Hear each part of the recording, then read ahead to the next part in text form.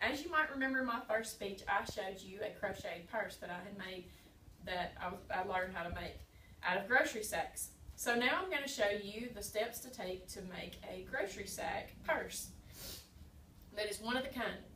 Some of the supplies that you're going to need that are household things are, well, first of all, we have grocery sacks. Everybody has a closet full of these. And then you're going to have some scissors. Everybody has this around their house. And the only other thing you have to buy are the crochet needles, which cost probably like $5, and this is 4 of them in there. So that's some of the supplies that you're going to need. You're going to upcycle a grocery sack that everybody has a closet full of these into a cute little purse for you. So if you're interested in making something out of something that is common, then this is a great speech for you. All right, now we're going to begin the process. If you like to create and repurpose things, then this speech is for you. The word crochet derived from the French, it means hook. That's what crocheting is all about. You're going to hook. You hook the plastic thread around your needle, and that's how you crochet.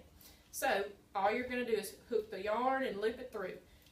Crocheting, these are some of the books that I've used in the past to help me refresh my memory when I start crocheting and I forget how to do something. I just look in these books, and these are great resources for me because it gets me back to step 1.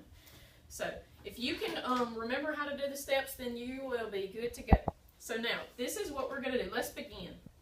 Let's get started. We're going to begin our work of art. First, you're going to take a sack and flatten it out, and then you're going to cut strips. You need about 6. This sack's probably going to make about 6 strips, and you need them about an inch. Doesn't have to be exact, though. So you cut several different strips. And one tool that you could in the future buy is this right here. It looks like a little pizza roll, but this makes those strips straight, and it's very, very handy. And it only costs a few dollars, not too much. But I'm not going to use that. I'm using the scissors. So you take these little slits that you could, and you're going to make a slip knot. So you take one bag, 2 little strips, take them, fold them together, and then you push this part through, and it creates your little tie. And this is what makes your yarn right here.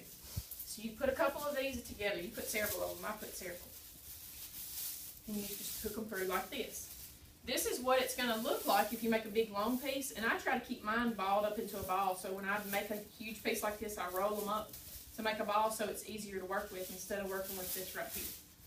So this is how you begin your process. You take your little crochet hook, you take your yarn, and you twist it around with your fingers and pull this through right here.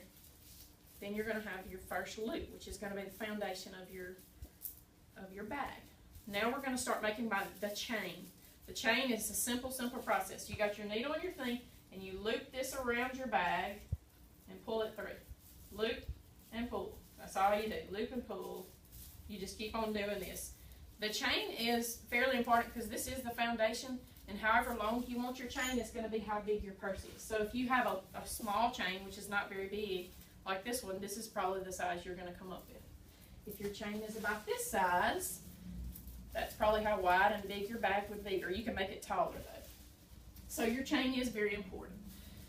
This is the chain that I started previously, and these are my stitches. I like to use the double stitch just because it's easier for me to do, and that's the first one I learned how to do.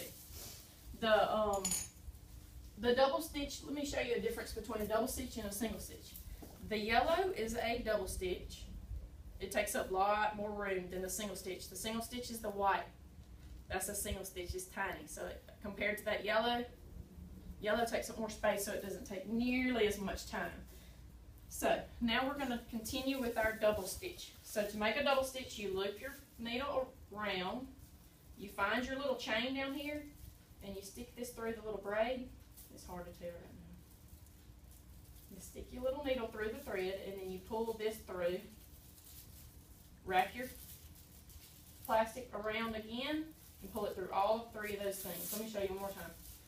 So you're going to loop it around your thing, you hook it through your chain, pull it around, now pull it through all 3 of these. That makes your double stitch. So this is what your double stitch looks like. Like that right there. Okay, now there's lots of different ways that you can do. You can make lots of different patterns. Once you get good at it, you can make purses with little pouches on the top. You can make them different colors. Like I made this one from a lot of different sacks, and the way to make them out of a bunch of different sacks is by getting them at different stores. So you can get them at different stores and make them look different colors to make your bag look as cute as you want to. I like to make mine really, really bright, so I don't like to use white as much as I usually do. So, in closing, I discussed with you the steps to make a cute little bag, and once you get the hang of it, it's easier to create something that's a one-of-a-kind gift that you could give to your friends or family members. This is a new hobby that is eco-friendly because you're using things that you already have usually, and you can help the environment one grocery sack at a time. Thank you.